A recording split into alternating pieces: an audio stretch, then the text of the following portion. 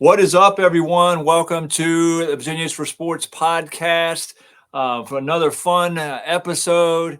If you're watching right now, thank you. You found us on our YouTube channel.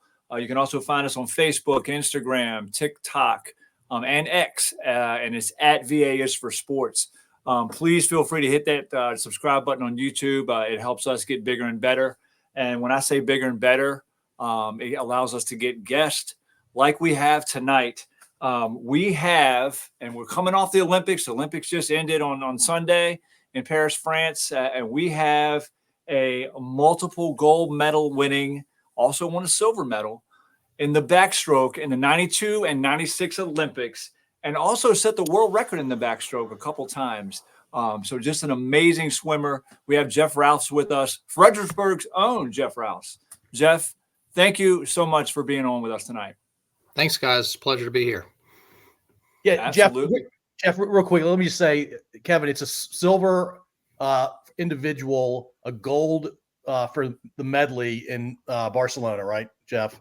That's right. And you got a gold, two golds, one medley, and one individual in 96 in Atlanta. That's right. Yep. Yeah.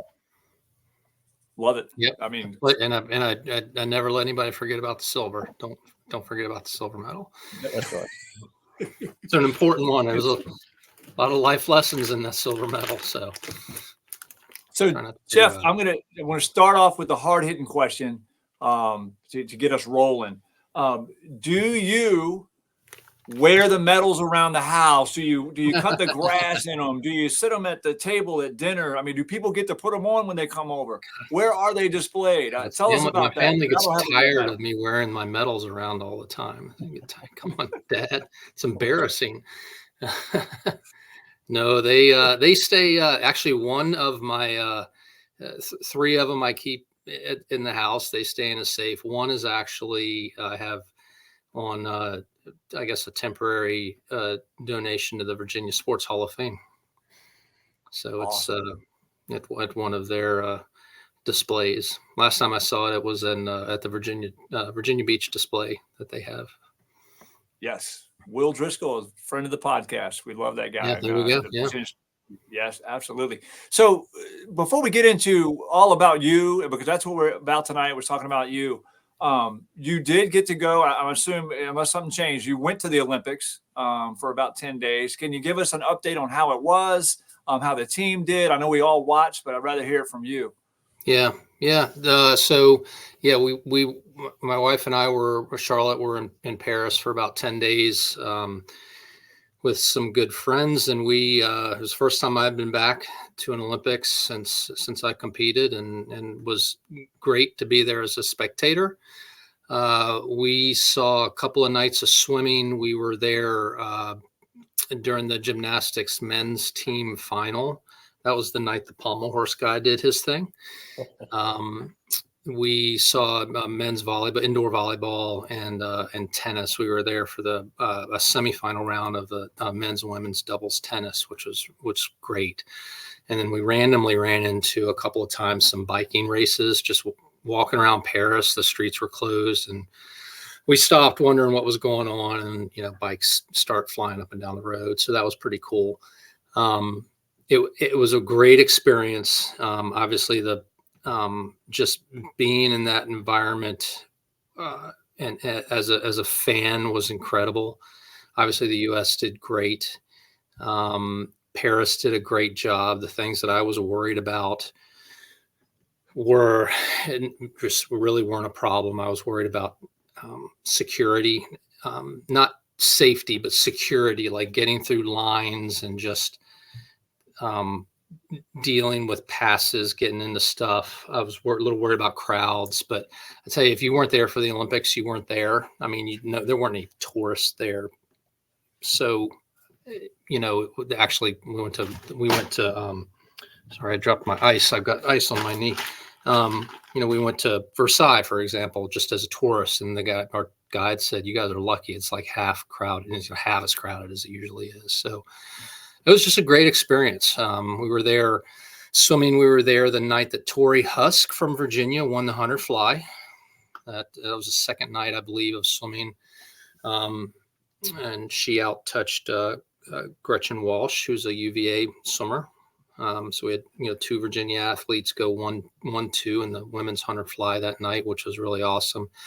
And it was also the night that Marchand, the French swimmer, won the 400 IM. That was his first gold medal, I think. And I mean, the crowd just went crazy. So, I think that was a special night to be there. So all in all, it was a great experience. I think Paris did a great job. Getting around Paris was really easy. I was worried about just being able to get around, and it was just a wonderful experience. So really glad to have had the opportunity to go and be a fan and at the same time connect, especially at those couple of nights of swimming, be able to connect a little bit back to the sport. So can you go ahead? Sorry, go ahead, Kevin. No, go ahead, Paul. Can you, at a high level, compare the experience as a spectator this year in Paris versus what it was like to be an athlete in '92 in Barcelona, Europe, the first time, and then Atlanta, and then the idea that an Olympics had a bombing actually happened during the Olympics? Sure. Very different experience as an athlete and a spectator. I mean, it's, as an athlete, I obviously we're, aware, and then Barcelona was my first Olympics. I competed in, Pan Pacific championships and world championships and NCAA championships, but there was nothing like the Olympics. So the stress level and the awareness of the hugeness of the Olympics was not something I could prepare myself for. I'm not sure anyone can. So that was very different. And I'm glad I had a second chance to be and compete in Atlanta. I was a little older, more mature, and was more confident and serene in a way in the way I approached competition. So, experiencing the rest of the Olympics, I mean, when you're there to compete, you're there to compete. And so you have to kind of shut all that other stuff off a little bit. And so you can't enjoy the Olympics, the experience, and really until you're done competing. And we were fortunate in swimming swimming's always the first week. So you kind of get that over with and you can relax a little bit, enjoy, but it was nice. It was nice being there as a spectator. Yeah. The bombing was, so the bombing occurred on a Friday night in Atlanta, and it was the last night of swimming. So we had just finished up our races, which for me was my last race is the 400 medley relay. As a backstroker, I lead off that relay, and we won that relay. It was supposed to be a tough, tight race, and it wasn't. We just had 4 really incredible swims, and we smashed the world record and won. That was the night Carrie Strug did her vault, broke her ankle, broke her whatever she broke, and foot, and did that incredible vault. And then to have the bombing occur was just, it was scary and stressful, and no one slept that night, I can tell you. I think that was around 11 o'clock, the bombing, maybe 11 or 12 o'clock. But it was a little bit scary for at least 24 hours. Wow. I can't even imagine that. That's crazy. So let's go back now. We talked about this Olympic, we talked about it a little bit, and we want to talk more about your Olympic experience, but how did you start into swimming? I mean, were you playing other sports when you were young? Did swimming just come natural to you? How did that begin for you? Yeah, so I was, I guess, lucky in that swimming came natural to me. So house that I grew up in was 4 or 5 houses down from the local pool here in Stafford County, and so I was just a pool rat during the summer and started swimming summer league like a lot of kids do, like my kids did, and was just good at it from a young age, and hard to describe why. Certainly some God-given talent and physical gifts as a backstroker, one of the things that makes a good backstroker, you can't tell on the podcast, but my elbows are double jointed. And so most backstrokers, I think, have double jointed elbows. I've got really flexible ankles. I'm very flexible in general. But I, was just good from a young age, and started swimming year round when I was 10 for local team here. I swam at the Quantico. Where are you guys from? Where are you guys located? I'm in Ashland, Virginia. And I'm in Mechanicsville, close to Richmond. Mechanicsville. So you're familiar with Quantico Marine Base, as most people are. We used to swim on base at Quantico. This is when we were a civilian family, but this is when you could just drive on the Quantico Marine Base and swim, and you can't get on base anymore. It's impossible after 9/11. So started swimming at as a 10-year-old year round, and I liked it. I had good friends. I was fortunate to be good at it, but with swimming every year you age up. You swimming, there's age groups, so there's like 9, 10, 11, 12, 13, 14, 15, 8. So every year you age up, there's kind of risk of the rest of the world catching up with you a little bit. And I was just lucky to keep getting better. I broke a national age group record when I was 12 years old, and kept breaking national age group records, through high school. So ironically, my high school, we did not have a high school team when I grew up. So I don't have a varsity letter. never did a varsity sport in high school.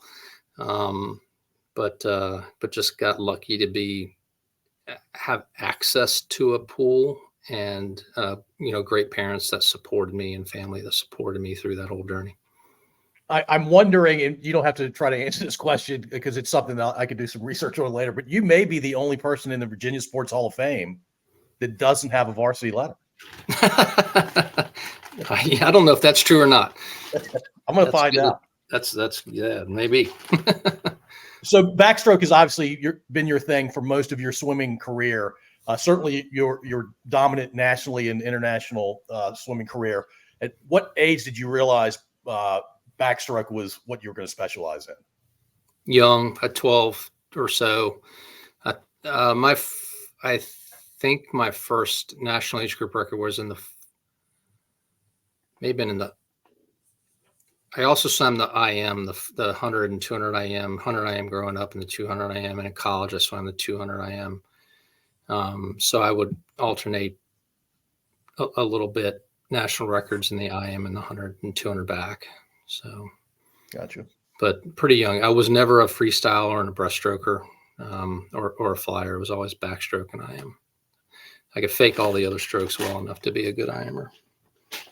Gotcha. So you've broken records throughout your life, but you broke the world record in the backstroke. And I don't know what distance. I should have done my research a little better. 50 and 100 twice, I think. And then he did it in the medley with the leadoff leg a couple different times too, right, Jeff? Yeah, that's right.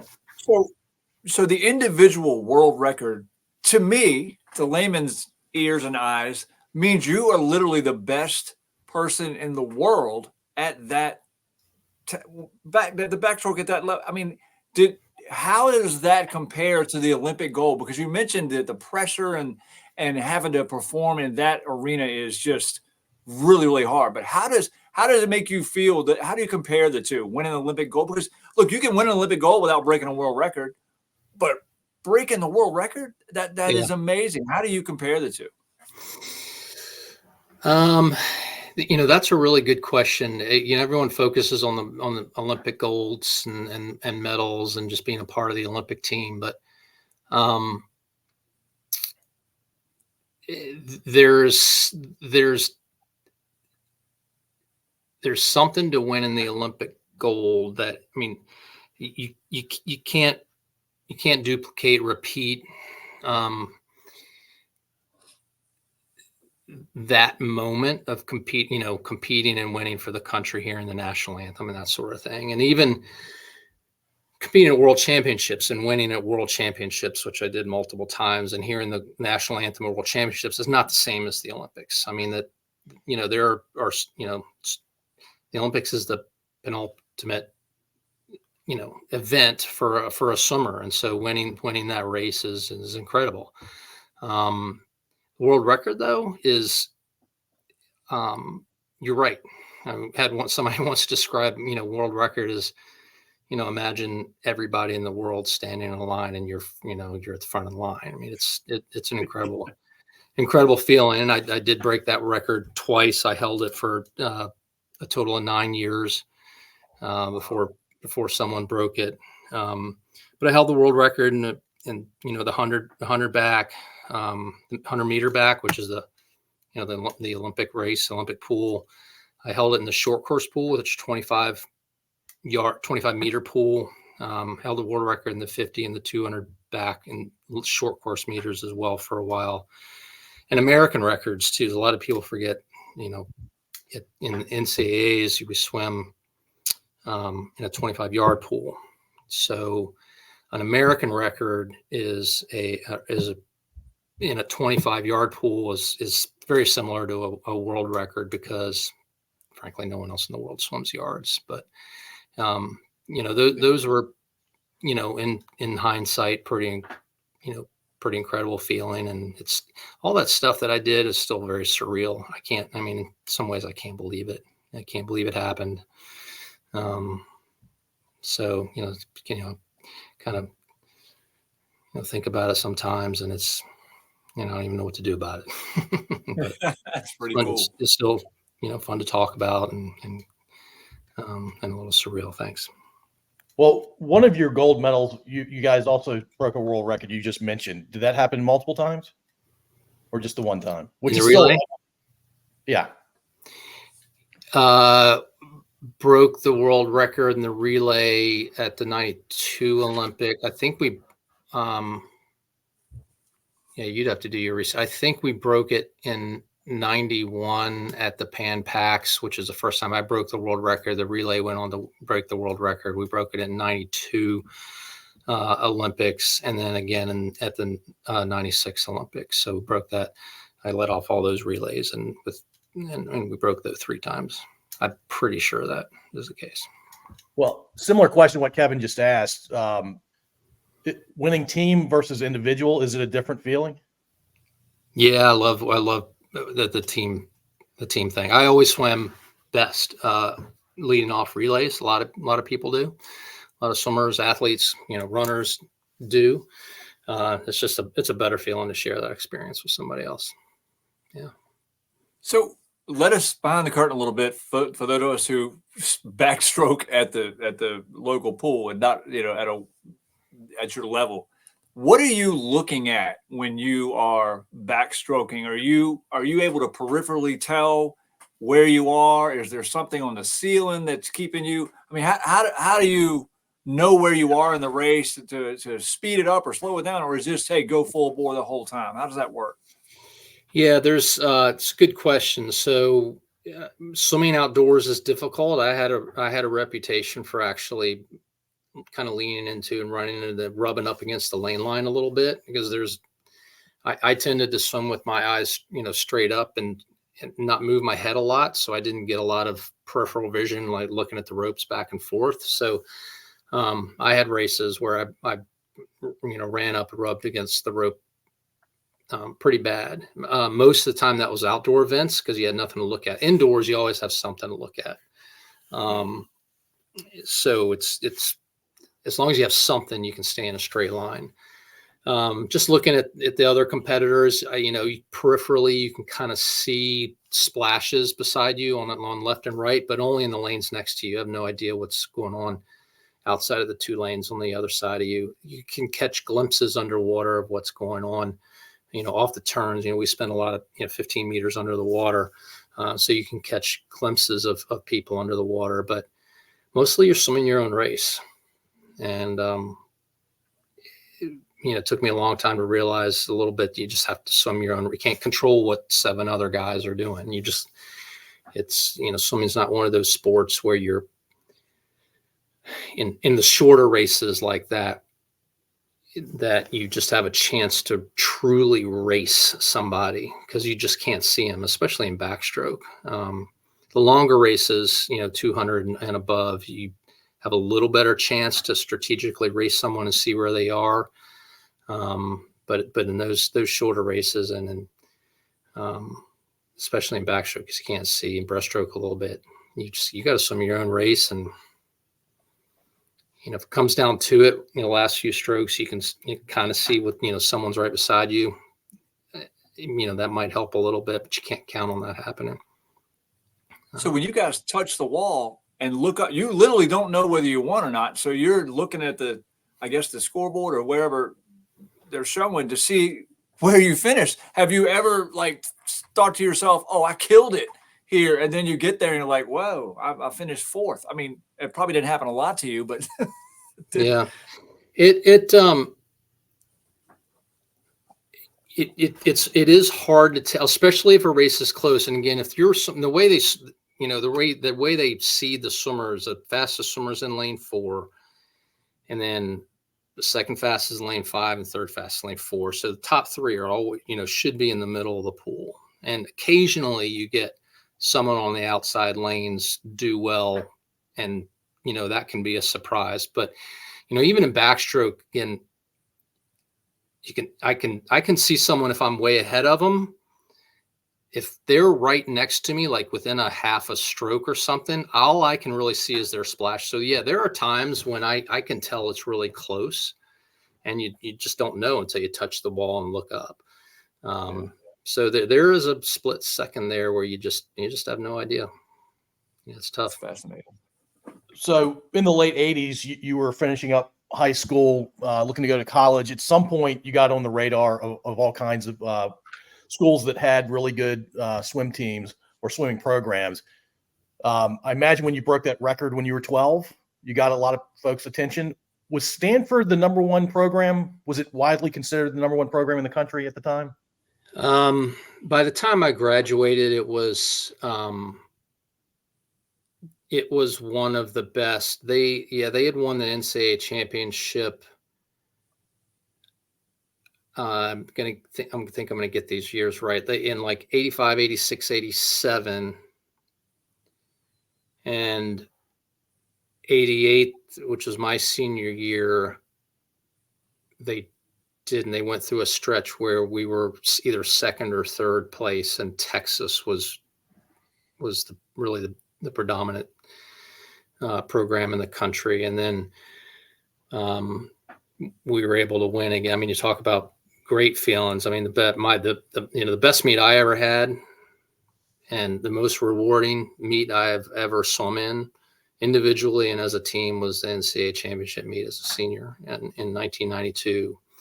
And we won the NCAA championship, and so that was by far the best. And then the team went on after I graduated to win, 2 or 3 more in a row, and then a couple more during the 90s. So, but yeah, Stanford was one of the top 2 teams in the 80s, and so it was not a hard decision to make that my top choice as a senior.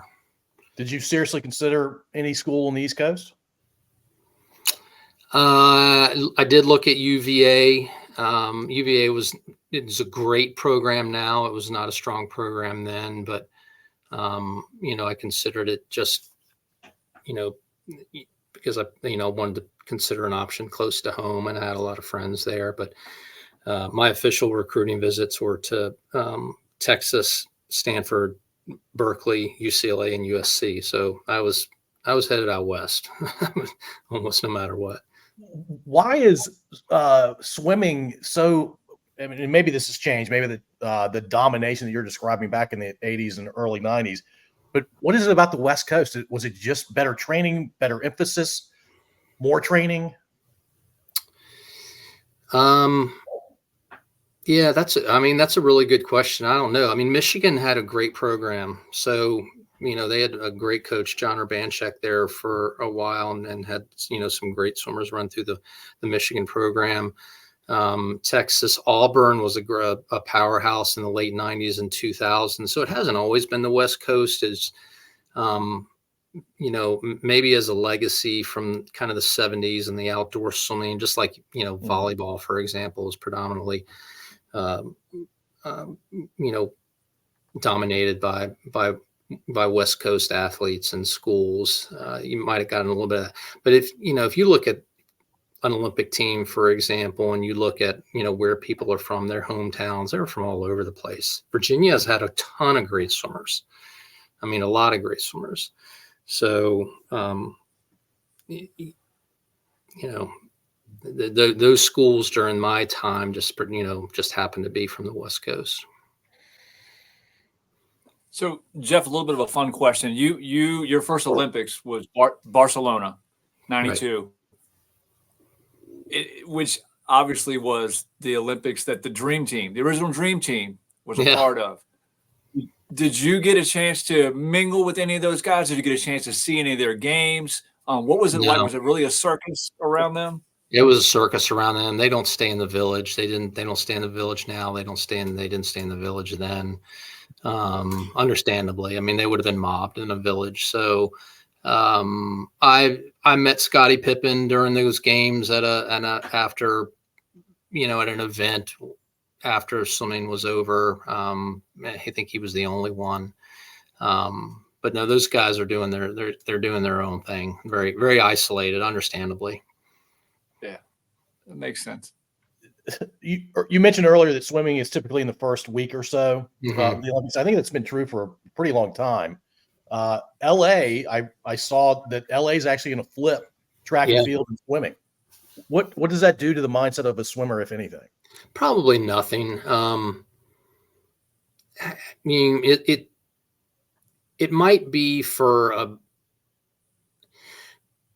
kind of the unique thing about swimming is you've got a lot of swimmers on that team that are very experienced. They've been on multiple national teams, world championships, et cetera, that go to the Olympics. And it's, you could try to consider it just another meet, but you could very easily have, young swimmers that have,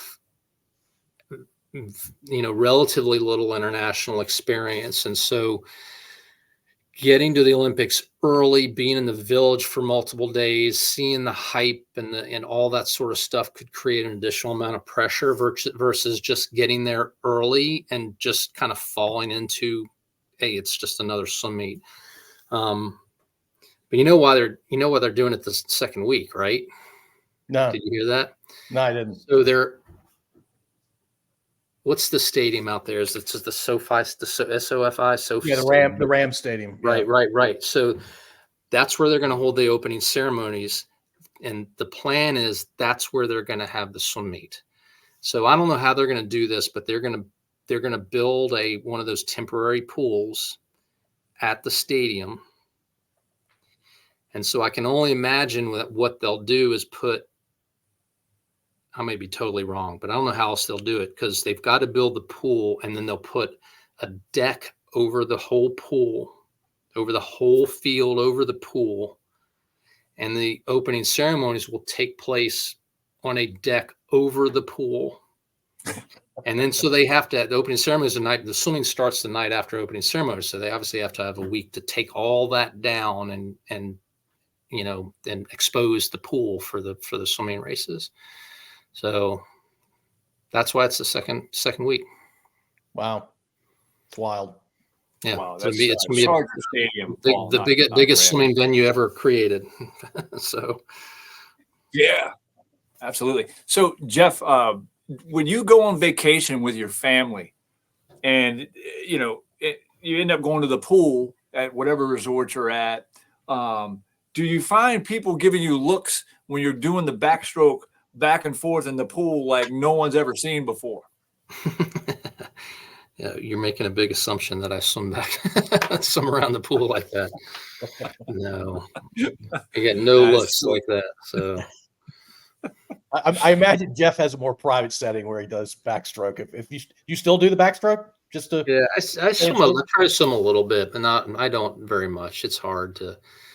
I love swimming, but I've often said that if swimming were as easy as running, and I don't like running, but if it was easy as running, where you could just put on shoes, walk to your front door and run, but it's, there's a pool 15 or 20 minutes away. So you got to pack, get to the pool. And, there's just this whole exercise for 45 minutes it's at least an hour and a half process. So, I don't swim as much as I should, because I do enjoy it. But, also life gets in the way, in a good way. I'm not complaining at all, but, I just generally don't exercise as much as I should. So go ahead. So Jeff, go ahead. Hey, go ahead, Paul. Flip a coin, guys. No, we're usually better than this. Katie Ledecky's, I think, considered the best American swimmer, if not the best world swimmer for women. I don't think there's any contest. There's no comparison. And the same thing with Michael Phelps on the men's side. Katie Ledecky, though, I talked to one of her coaches. She's had many coaches. He said she's really unique in that she can dominate the 15,000 and also do well at much, much shorter races, whether it's the 200 or does she do 50 and 100? No, she swims so it's the mile, the 1500, the 800 free, and the 400. Those are primarily her events. And so, she's really good at the 200 too. But what's unique about her, so at these Olympics, she swam the 400, the 800, and the 1500. So she crushed the 1500. She won the 800, and then I think she got third in the 400. So her top speed is she's not super fast, but if this is the fastest person in the world, this is Katie's, Katie can only go this fast, but she can go this fast for a really long time. Right. And so that's what makes her really, really special. And who knows what contributes to that. But yeah, she's the greatest, female swimmer of all time. She just surpassed Jenny Thompson's total medal record. Jenny was a contemporary of mine. We swam at Stanford together. She's a couple years younger than me, but she was on the 92 and 96 team with me. And then she went on the 2000, 2014 team. So I think she's got a total of 12 medals, maybe 13. She's an incredible athlete. But Ledecky, she's got at least one more Olympics. She's only 26 or 27. She's got at least one more in her. Yeah, the reason I said 15,000 is I was watching way too much track and field, and a lot of those events were in the 1,000 meters, so I combined. Yeah. No, that's all right. Yeah. I appreciate you setting me straight. That's a long swimming race. Yes, I don't think they don't have that, right? Some of the open water races might be that long. Yeah, that's you want to swim in the Seine. Yeah. So, Jeff, first of all, thanks for doing this tonight. We're excited to have someone of your stature, really, in the athletic world, and from Virginia. I mean, you are right in our wheelhouse, so we appreciate it. But let's wrap it up by you telling us about the Jeff Rouse Swim and Sports Center. Okay, yeah. So the Jeff Rouse Swim and Sports Center was built. You'd have to tell me when it was built, but it was built with public funds by Stafford County. So it's a publicly owned and it's privately managed, but publicly owned. So it's a part of a large sports complex in Central Stafford. In addition to the pool, there's 11 or 13 lighted and turfed fields that are multi-purpose fields for soccer and lacrosse and field hockey and that. So it's just a massive sports complex. And I was fortunate enough to be asked when they were building it if I would consider allowing them to put my name on it. And of course I was honored. So it's a beautiful facility. It's a 50-meter long course facility. You can train for the Olympics in that pool, and it's multi-purpose in that that's also 25 meters wide, so you can convert it to 50 meters, 25 yards, 25 meters, and there's multiple pools in there. It's got, you know, a gym, and they kind of run it like a, you know, with a membership, so you can, you know, you can be a member, right, go in there and swim and work out and that sort of thing. It's a really beautiful facility and a beautiful complex, and you know, honored to have my name on it. So the county did a great job building it. It's really beautiful. Awesome. Well, once again, thank you. Shout out to Tommy Harrison who connected us. We appreciate you taking this much time tonight to tell us stories and talk about your experience. Wonderful. I appreciate it. Yeah, my pleasure, guys. It was great to be on, and good luck in your show. Thanks, Jeff. Appreciate it. All right. Thanks, Jeff. Yeah. Good night.